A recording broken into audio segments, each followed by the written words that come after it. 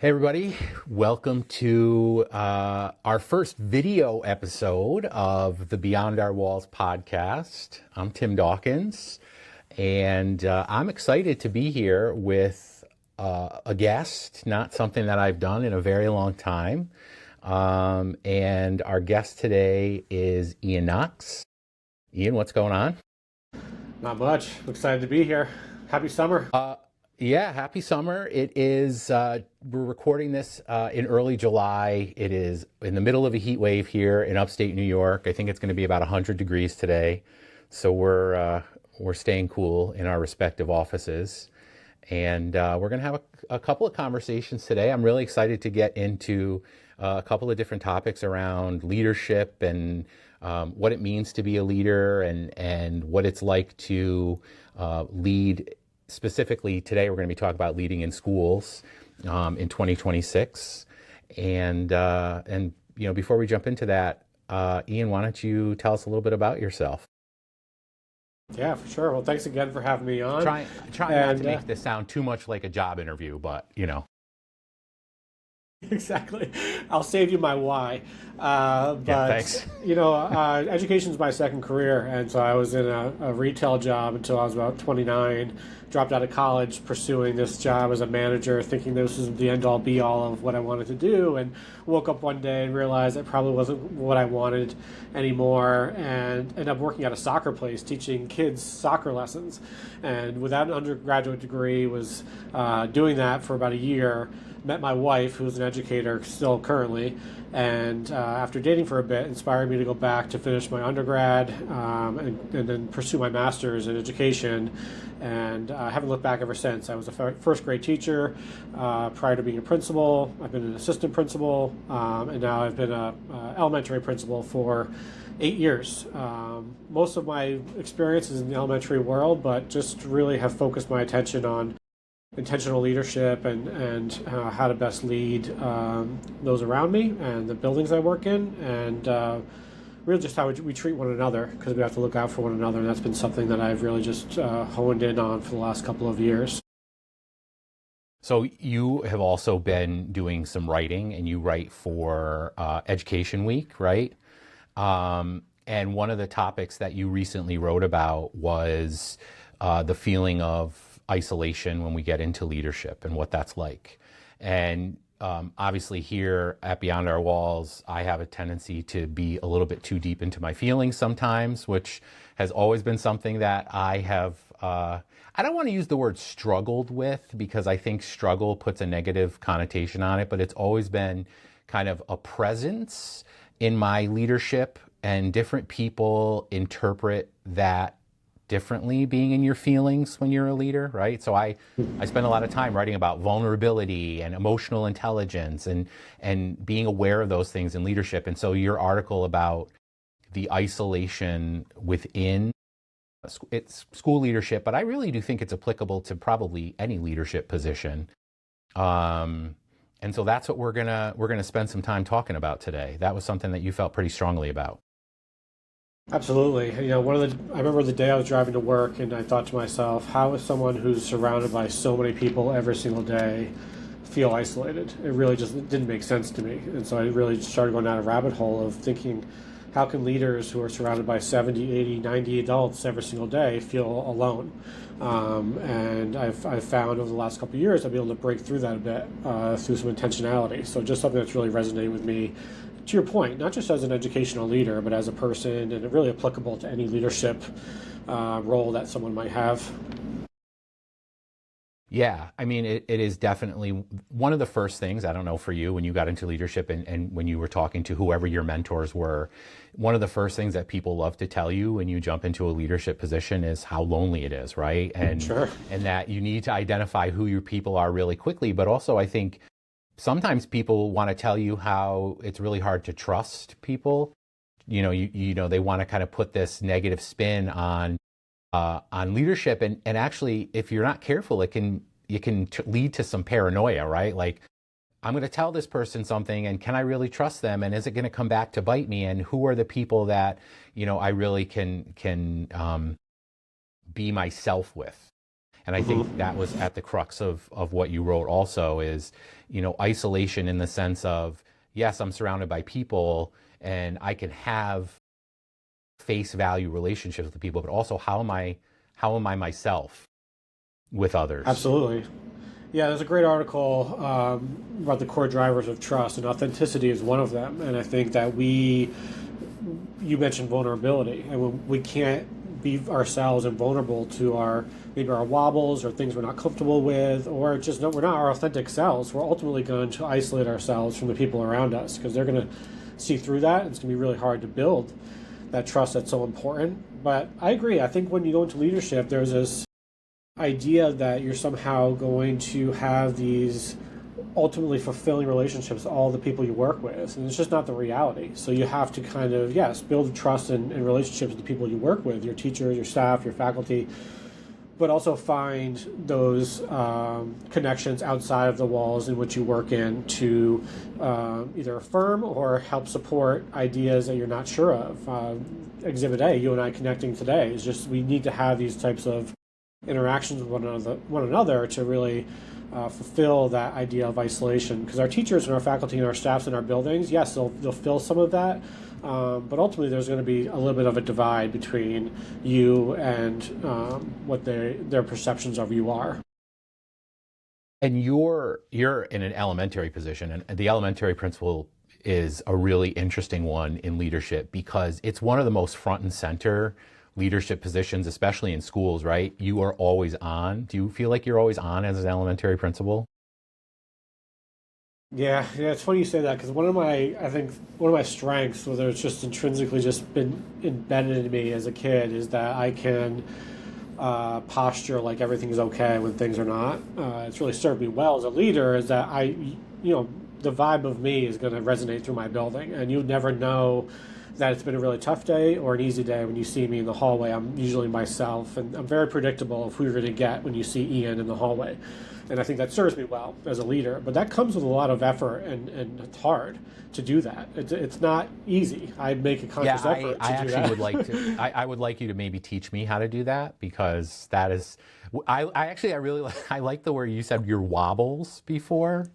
Yeah. Can you just say more about when you say wobbles? What do you mean by that? Because I feel like that, if I'm interpreting it correctly, that's a wobble for me because especially people Yeah. that know me, I have a hard time putting a tough face on when I need to. Yeah, your wobbles are things. I mean, I think in leadership we need to be self-aware, right, of who we are and who we're not. And right, we can't. People are going to see right through someone who's not being authentic to who they really are.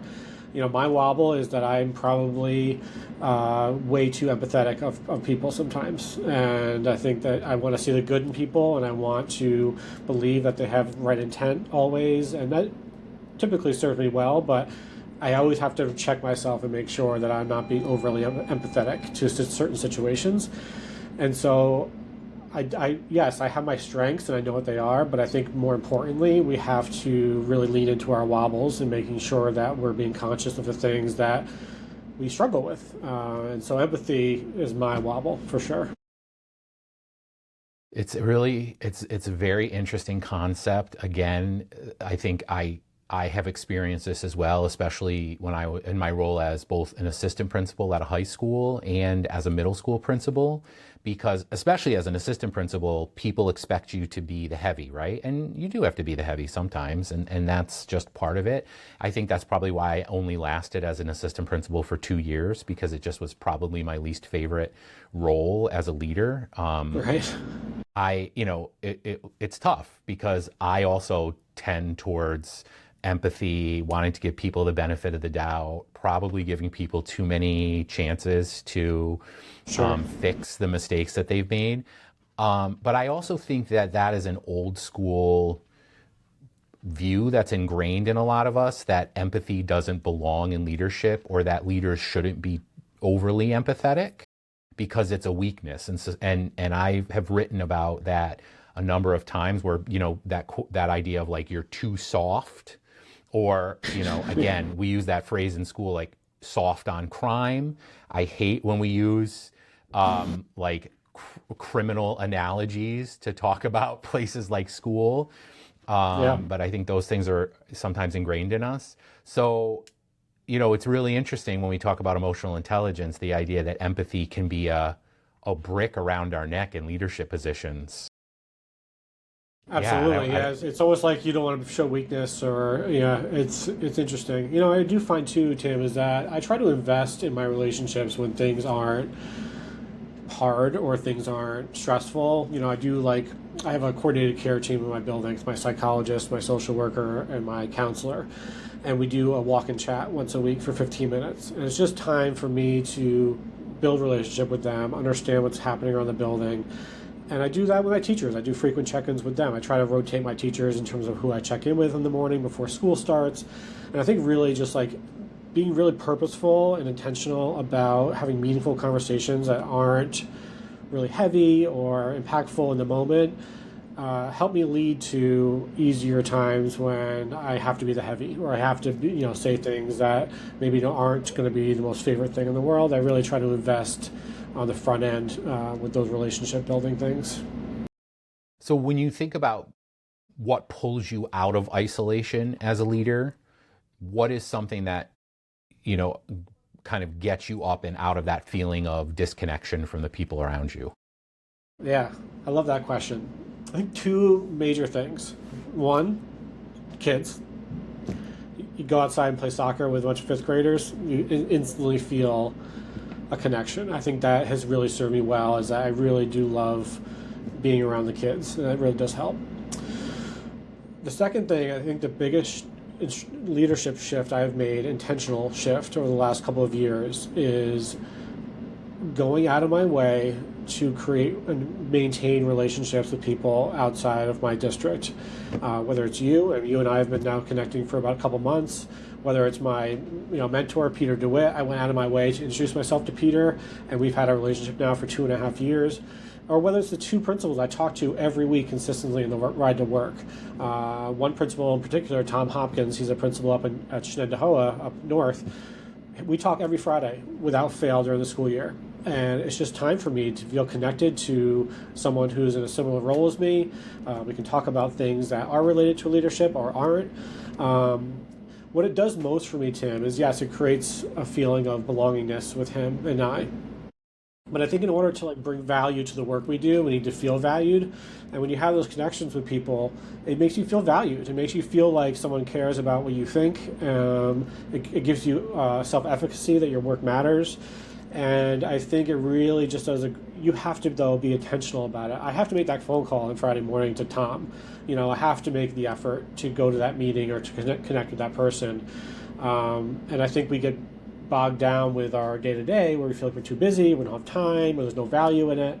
And I found that to be the really biggest impact on fighting isolation over the last couple of years. So I'm really glad you talked about that, because you've done two things that I've learned about you in our time connecting over the last couple of months. And I will say, I feel like it's really important to note that we've only really been talking with each other for a couple of months, and I already feel very connected to you. I feel like we've built a really good rapport, and I'm really excited about that. And you actually encourage that, because there's two things, right? You talk about the people that you talk to on the ride into work. So can you talk about that a little bit, about how that got started and how consistent you are with that? Yeah. So him and I were, I'll give Tom an example. Tim and I were in Lansingburg together as principals. We both left at similar times.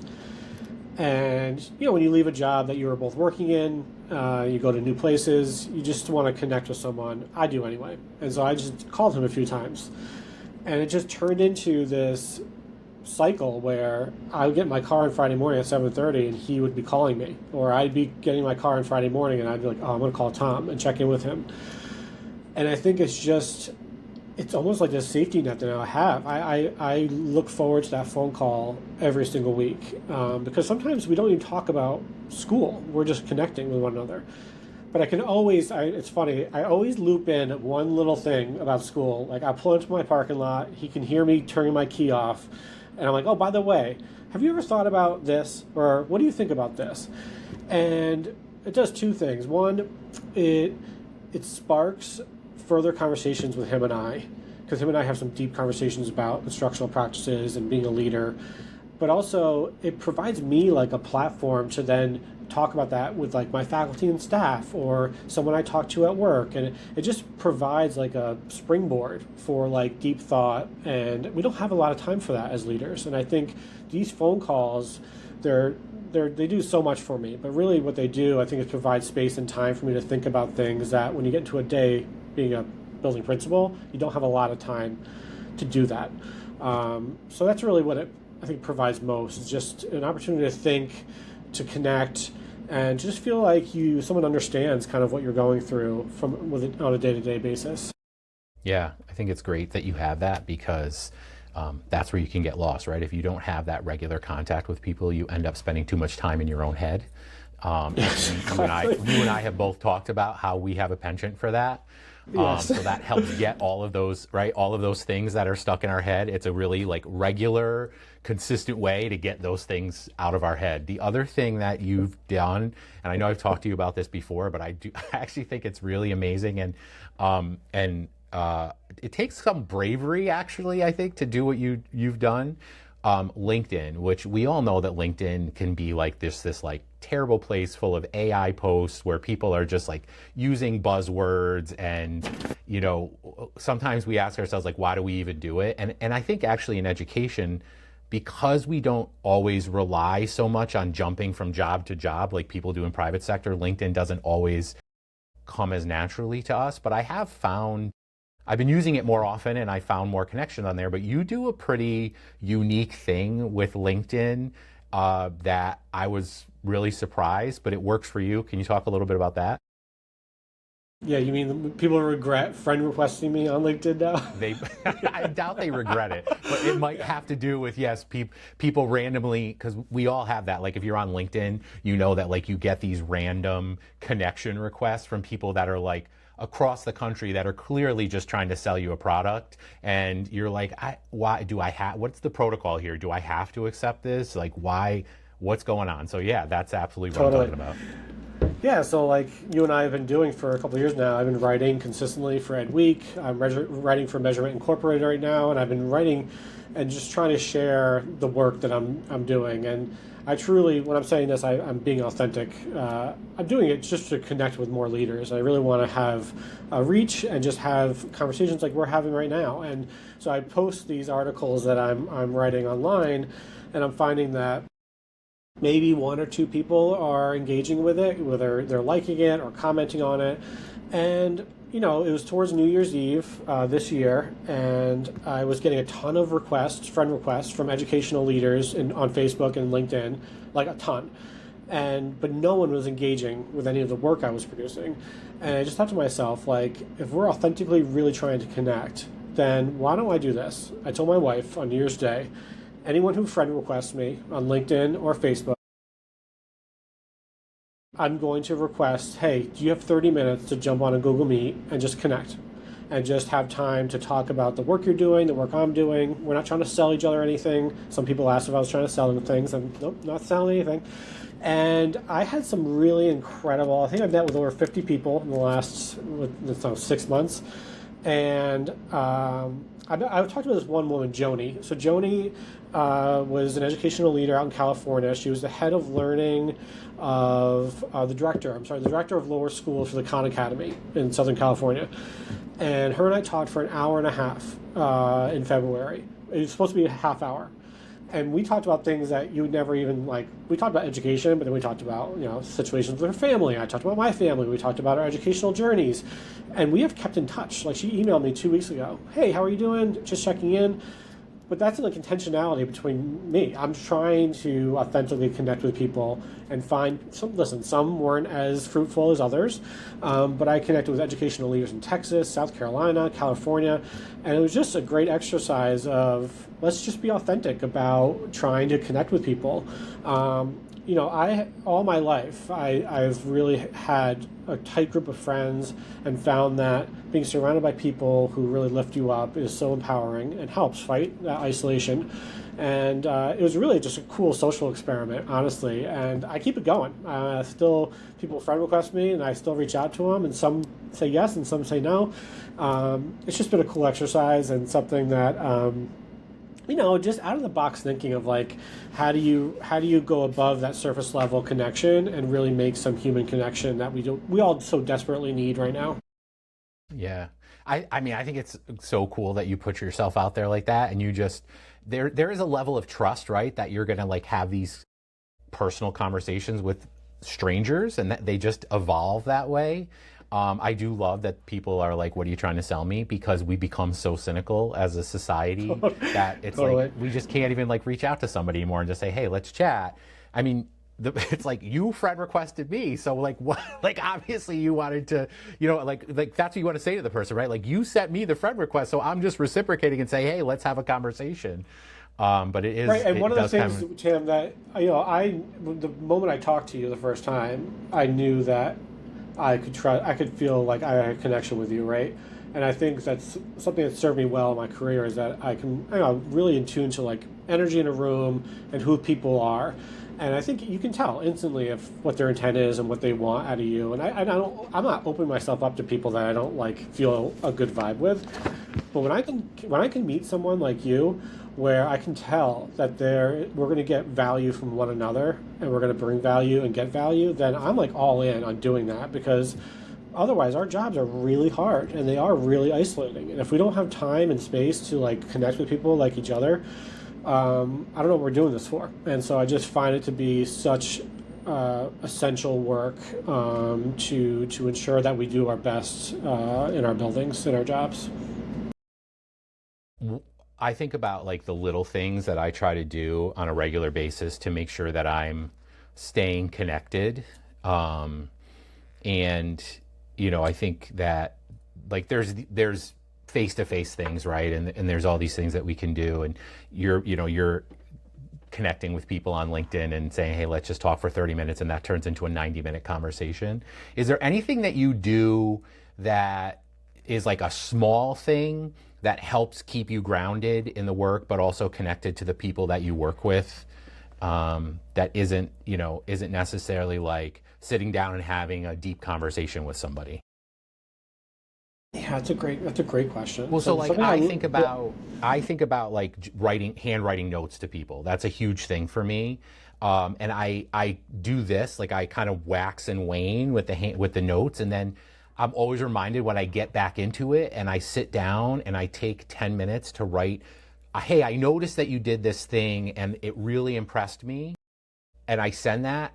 I almost inevitably will always get probably an email or a text message from the person just being like, wow, that meant so much to me. And it's like such this simple thing, but we've moved so far away from acknowledgement outside the realm of technology. Like a handwritten note is different than an email.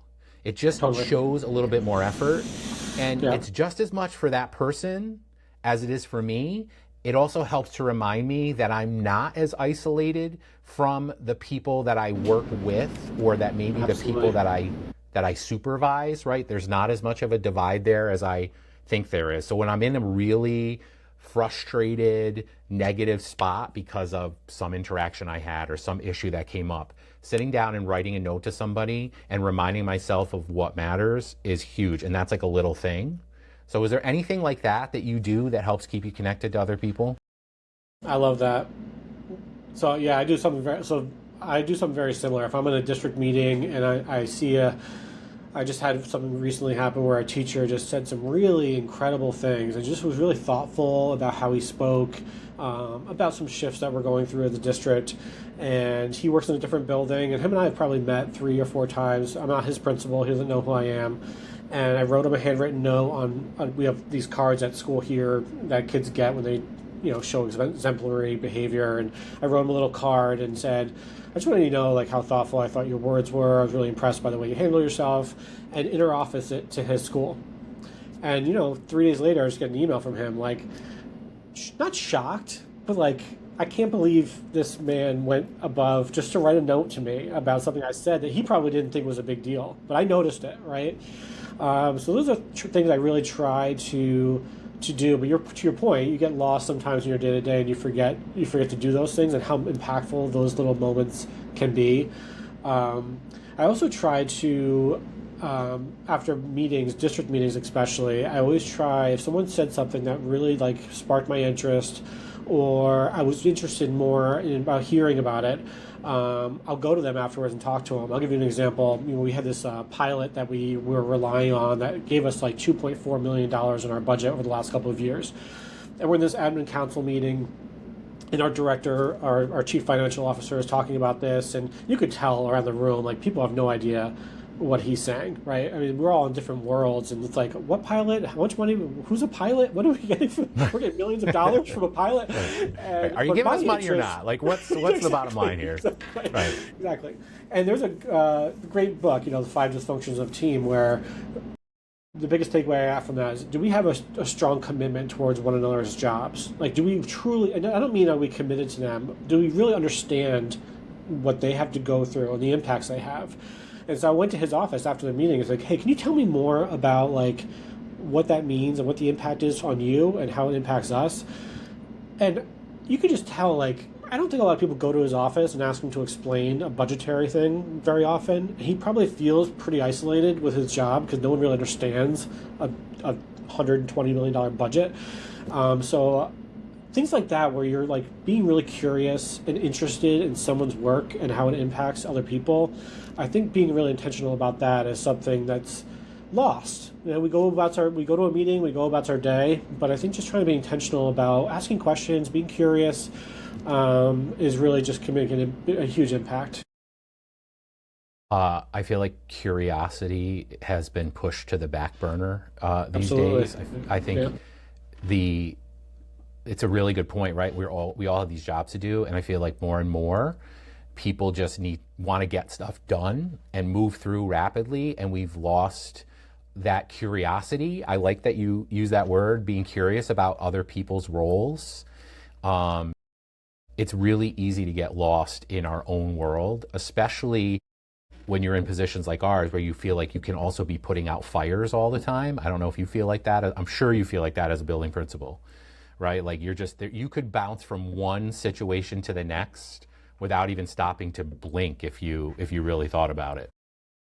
Yeah, and I think one of the temptations, and that can certainly create isolation within yourself and your building, is that one of the temptations of the building principal is to throw people under the bus who you don't understand why they have to make a particular decision, because we live with our teachers every day, right? So we want to be in their good graces. So I might say, oh, we don't have money for that. I don't know why. John said something about a budget or a pilot. I have no idea what's going on. And what I'm efforting towards is ensuring that I can build a bridge between my teachers and the people who have to make decisions about our district. And I have a real understanding of the why behind things that may need to be cut or adjusted.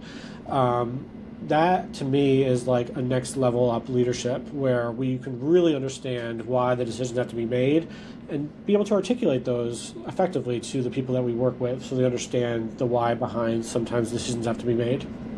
Yeah. It's a lonely business, and all we have to remind ourselves is we can do the things necessary to make it less lonely. And for me, and I think you're demonstrating this really well, what it really comes down to is just reminding people that we're human beings, and we can do that in really simple ways.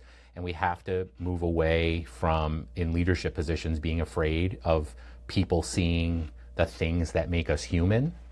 Absolutely. And you're doing an amazing job there at Hammergrail Elementary School, and I could see your teachers are really lucky to have you as a leader. I don't know if you know of Brene Brown's idea of a square squad. Have you ever heard of her square squad idea? Yeah, so I love Brene Brown. I talk about her a lot in my writing. We talk about her a lot here in South Glens Falls because she's just got some really impactful research around vulnerability, and she talks about Square Squad. And Square Squad are the first names of the people that you can trust the most, that can fit in a 1 inch by 1 inch square piece of paper.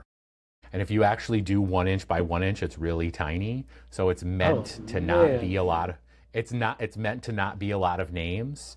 And what I find is my Square Squad is pretty solid. Like there's names that have been on there for a really long time. But as we move through our careers and people kind of come in and leave, there's always like a couple of spaces on that little piece of paper that move. And so I just, I feel like you have in the last couple of months, definitely found a place on that Square Squad list for me. So I appreciate you. I appreciate I appreciate your vulnerability. I appreciate your willingness to have these conversations. I deeply appreciate the work that you're doing to make leadership more accessible for people. I think that when we do that, we also attract the right people into leadership. And if there's one thing we know right now, especially in the way that our society and culture is going here in the US, it's harder to entice people to get into leadership because it's such a public thing, and we put ourselves out there so much. So people like you are doing the good work. So I really appreciate you taking the time to talk to me about this today and kick off my first video podcast here. We'll see how it goes. Yeah, I'm excited to see how it goes. And if I could I have one question about your Square Squad. Yeah. If I wrote Tim in it, could I use the I from Tim and say Ian? Like, can I cheat and start like finagling the room in my square? I think there's, what? She's never made any specific rules other than it has to be one by one. So I think there's always room for creativity. So if you need to build other people's names off of that, I think that's perfectly fine. I think that's perfectly fine. I'm going to do that exercise. Handwriting matters too. So like if you have small handwriting, you can fit more names in there. I don't, I'm going to do that exercise when we get off today, and I think your name's going to be added to mine too, and I appreciate it. If I could just say by closing, just if anyone's looking for opportunities to be further less isolated in your position, I would think look for a professional organization near you. There's always a professional organization that you can connect with, but if nothing else, pick up the phone once a week in the morning on your ride to work. I don't care if you have an hour commute or a 15-minute commute. Pick up the phone and make a commitment for a month just to pick up the phone and make a connection with someone who you think could make the work that you're doing a little less burdensome, a little less lonely, and just see how that feels. It's kind of like going to the gym. Like, give it a month and then see how it feels, and I guarantee you're going to feel some positive effects from it. That is a perfect place for us to end. So Ian Knox, I appreciate you. I appreciate your words. I appreciate your work. Looking forward to continuing our conversations. And thanks so much for being here on Beyond Our Walls. I have a feeling you'll be back at some point in the future. It was a great experience, Tim, and I appreciate everything you're doing and appreciate the invite. So thanks a lot. All right, my friend. All right. Take care of yourself. And that's the end of this episode of the Beyond Our Walls podcast. Thanks so much to Ian Knox for joining me today. I really enjoyed our conversation, and actually I really enjoyed this format. I truly hope you did too. If this episode brought you some value, if there was anything that stood out for you in the episode, I'd love for you to take a moment and let me know. You can leave me a comment. I'd love to hear what worked for you. I'd love to hear any feedback that you have. Space only grows through honest conversation and regular check-ins. So I hope that you'll take the time to comment, let me know what worked, and if there's anything that Ian said that resonated with you and maybe inspired you to change something that you do. As always, if you can take an extra 30 seconds to rate or review Beyond Our Walls wherever you happen to get your podcasts, it definitely makes a big difference in helping other educators, leaders, and big feelers in this world to find their way to our corner of the internet. Until next time, find a quiet moment to check your own internal temperature, stay hydrated, and take good care. We'll see you again. Thanks, everybody.